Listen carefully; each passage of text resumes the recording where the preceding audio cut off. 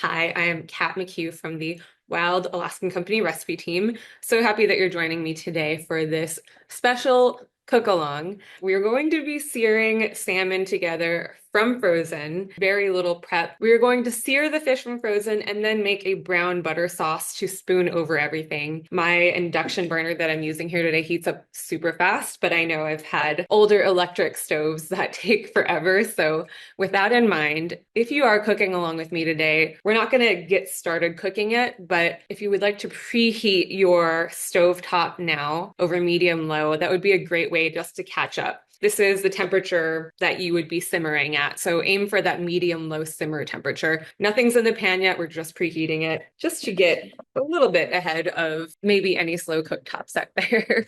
We're going to have some frozen salmon, a little bit of butter, and by a little bit, it's probably a lot of bit of butter, capers, lemon, salt, pepper. If you have fresh thyme, that's great. If you don't have fresh herbs, something like dried herbs is really nice as well. So I just wanted to show that today as an alternative to having fresh herbs. I know it's winter, so if you don't have an herb garden, not easy to have fresh herbs all the time.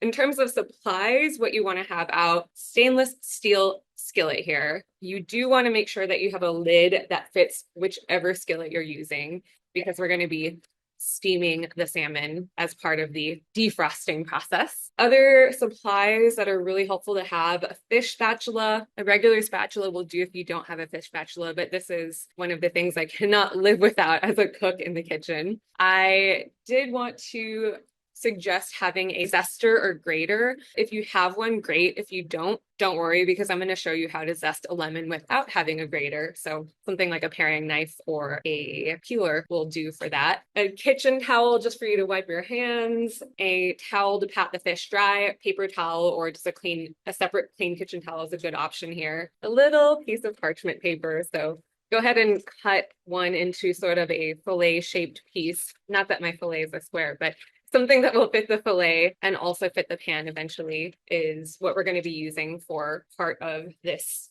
cooking class. So make sure you have all your stuff sort of within reach or off to the side. We're going to use most of these ingredients toward the end of the recipe because we're going to be using them to make a caper brown butter sauce. But in the meantime, main thing you want to have in front of you is the pan, the spatula, the lid, and the fish. So let me grab my fish out of the freezer. I'm going to be cooking a coho fillet today. You can use sockeye, you can use coho, you can even use king salmon from frozen. My suggestion is if you have a thinner piece in your freezer, that's a really good option for cooking from frozen using any method. My coho's pretty thin. I didn't have any that were tail cuts, unfortunately, today, but I'm going to go with this one and get this out of the pack. If you haven't taken your fish out of the pack already, this is the time to do it. Just going to set this here on the cutting board for a moment. I like to think of this recipe in 3 stages. Stage 1 is getting this frozen piece of salmon sort of defrosted-ish in the pan. We're sort of par cooking it before we actually sear it. Then we can move on to stage 2 when we're searing the actual salmon fillet. It's going to be nice and crispy after we sear it, and that'll feel more like a traditional cooking element of the recipe. Stage 3 is we're going to bring the brown butter sauce together in the pan with all the juices that have sort of collected in there. So that will be the finishing touch for everything. I think I'll go ahead and get started. Let me show you what we're doing for stage 1 of this recipe. What we're going to do is lay this piece of parchment into the skillet. We don't really have to worry about this burning because it's on medium-low heat already. Parchment is built to withstand some heat, not direct flame necessarily, but parchment is going to prevent the fish from sticking to the pan as it somewhat defrosts. So we're going to put this flesh side down, in other words, skin side up, just like that.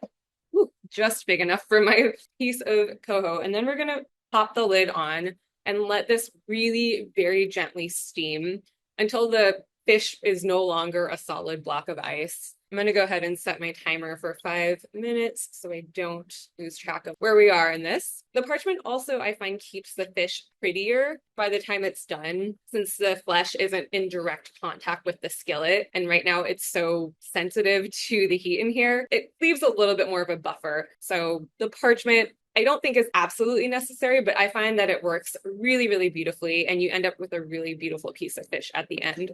So let this cook. We don't even have to think about it or touch it for now. In the meantime, maybe let's grab a serving plate and make sure you have a work surface, because we're going to take the fish out and set it aside temporarily. So I'm just going to grab maybe a small plate. You could even use your cutting board if you're working off something like that. So this is just a plate that I'm going to set the fish on temporarily once we take it out of the pan. And then I have a nice serving plate within reach afterward. Maybe a good time to grab a fork too. Go into my drawer here.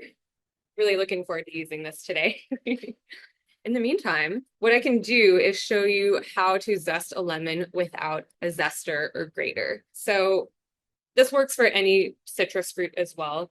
I love having a microplane. It makes things really easy. You just do this and then zest comes out the bottom. If you don't have one of these, what you can do is take a vegetable peeler or paring knife. A vegetable peeler works really, really well for this though. And then kind of like if you're a bartender making a fancy twist for a beverage, you're just gonna pull off that first layer of citrus skin, leaving the white pith. This is a little bit bitter, and it's a lot easier to avoid the pith if you're using something like a peeler. And from here, all you need to do is chop it up. It's not going to be as fine as when you're using a zester, unless you have incredible skills. Just basically, you want to chop it up as finely as you can for a recipe like this. And we're going to add this to the butter sauce later. So I am doing this a little bit ahead of time, and that's totally fine. But to zest things right into the sauce right before you're serving is when you're going to have the most potent, citrusy, fragrant, floral aromas and flavors. This is fine for now because this is just going to be a few minutes. And there's that. This is going to go right over the fish at the end. Smells amazing already. And let me just scoot this aside here. Have our lemon confetti. See how much more time we have. My timer says I have a minute left. For this fish right now, it's smelling really delicious. If you want to peek just to make sure everything's going okay, totally fine to do that. You'll see it's starting to release some of this albumin. Sometimes this happens with fish, especially something delicate like coho or king salmon. Albumin, if you ever see that sort of white milky stuff that comes out of the salmon fillets, totally normal. It's just a protein that gets expelled from the fish when it's cooking, especially I find from frozen. Not a problem. Doesn't taste like anything. It's very safe to eat. If you want to clean it up, you can always sort of scrape some of that off, but we'll see what this looks like once we flip it. And I assure you, once the sauce is on there, it's going to look perfect. All right, we are at 5 minutes. Let me clear my timer here. So this is the moment when we're going to see how cold this is. This is pretty chill on the outside. I think I'm going to let mine steam in here for another minute. You don't want it to be ice cold to the touch. Cold is okay. It felt like I still had a little bit of residual ice glaze on it, so I'm just gonna let that hang out in the pan for another, let's say, 30 seconds. If your fish is nice and sort of like a tepid temperature or just a little chill, what you can do now is take it out of the pan and just set it on your work surface or your side plate, something like that, and then we can move on to the next phase here when I am ready. Okay, so this is perfect. It feels cold, but not chilly, icy. I'm going to take this out of the pan here. And then if there's any residual liquid in here, it's a good time to wipe that up with just a paper towel, clean kitchen towel, what have you. The fish here, I'm going to just show you. So that's like some of the albumin that's around the edges here. What you can do is really just scrape that off with a spoon or a knife, what have you. I just happen to have this nearby. Or you can leave it on there and it'll kind of melt away as we sear the fish later. But I'll just show you, it's really easy to scrape off. So having the parchment on there helped a little bit, but it doesn't keep it perfect. This just happens when it's from frozen. This is now just gonna be discarded, my piece of parchment. And then the fish we're gonna pat dry with a paper towel or clean kitchen towel, whatever you feel comfortable using. And we just want to get the moisture off of the surface of the fish so that we can get a really good sear. I'm going to preheat my skillet now to medium. So we're going to sear the fish over medium. Usually when you see a searing recipe on the website, a lot of times it'll be medium high. And that's when we're using something like a high heat cooking oil or something like a fat that can really withstand higher heats. Since we're going to be using a butter today to create a butter sauce, we're going to go for a more moderate temperature. So medium is what we're aiming for here. That way the butter doesn't burn before the fish actually is cooked. So while this is heating up, I'll just walk you through what we're going to do. First thing we're going to do is add butter to the pan. So this is going to be all 4 tablespoons of the butter. We're using this amount of butter because we're going to have enough fat in there that it gently brown and caramelize by the time the fish is done. You'll have a little sauce left over. I think 2 tablespoons of butter is more than reasonable for a really nice decadent meal like this. So this is a good amount for 2 servings of fish. You can always save whatever you don't use in a jar for the next day to put on anything you like. So we're going to start with 4 tablespoons of butter, get that in here so it's sizzling hot. Let me go ahead and do that now, in fact. This is going into the pan. Already smells really good, and you can kind of see that that initial hit of butter is starting to brown, which is wonderful. So once this all melts off, I can tell it's sizzling hot already. Like I said, my induction cooktop here heats up really quickly. Now we're going to quickly season the fish with some salt and pepper. Do pepper on both sides. I feel like the pepper always bounces off the skin, but I do it for good measure here. So that's nice and dry, just very gently seasoned. So what we're going to do now is add the fish skin side down to the skillet. You can add it away from you, just in case it splatters. You can kind of see those bubbles around the edges. That's what you're looking for whenever you're looking for searing, even at a medium heat. If it's not sizzling like that, you either need to wait longer for your pan to heat up or you need to turn the heat up.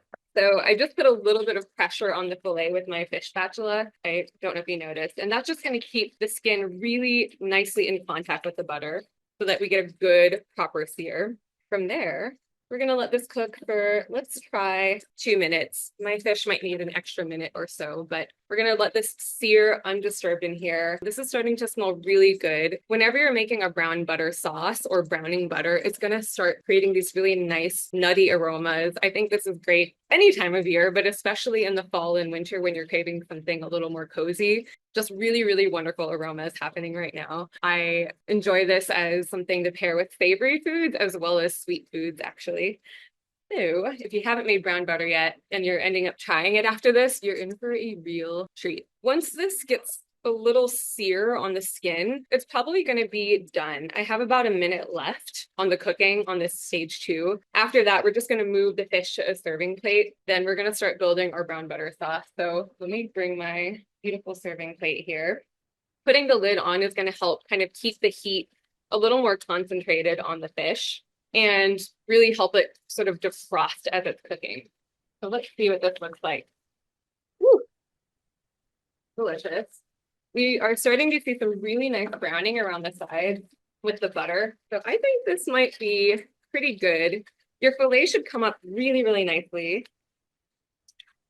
You can see this nice crispy skin here. Beautiful golden color. So I'm actually going to serve that inside up because it's super beautiful. And as we know, the other side was a little albumin-y for aesthetics. This we're going to keep on the heat. We've got really nice toasty colors in here. So keep it over medium. Let's see, turn mine back on. And what we're going to do now is add the capers. These are going to gently fry and kind of become golden. They are going to splatter a little bit, so just be warned. If you're using fresh herbs, you will wait to add those. But if you're using dry herbs, I'll just show you. This is when you would want to add them. I'm going to use sage, change it up a little bit, do a little fall flavor. So I'm going to crumble this in to the pan. Dried herbs usually need a little more coaxing to get those flavors out of here, but it already smells amazing. Really, really delicious. Give these a little stir or a little jostle. Oh, yum. This is just about done. I'm starting to see these capers picking up a really nice golden color and texture. You don't want to go too much darker than this brown color here because then the butter is burnt, but this is so perfect. Everything's coming together really nicely. I'm gonna go ahead and turn mine off. Looks about right. Last thing we want to do is add fresh lemon to the sauce here. So I'm going to remove this from the heat. The induction burner doesn't stay as hot as a gas cooktop or an electric cooktop, but there is still some residual heat here. So lemon, I'm going to add a squeeze. Use as little or as much as you like. So I'm just going to cut open a little wedge of this, or a little round of it. And be careful when you're adding it to the pan because it's liquid that you're adding to fat. It'll splatter a little bit.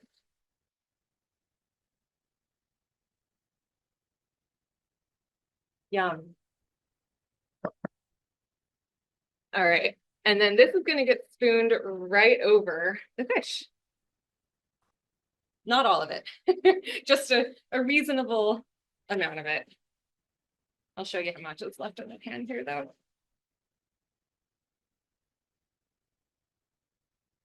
Oh, yum. And then the lemon zest, we can do a little bit of that right on top. Is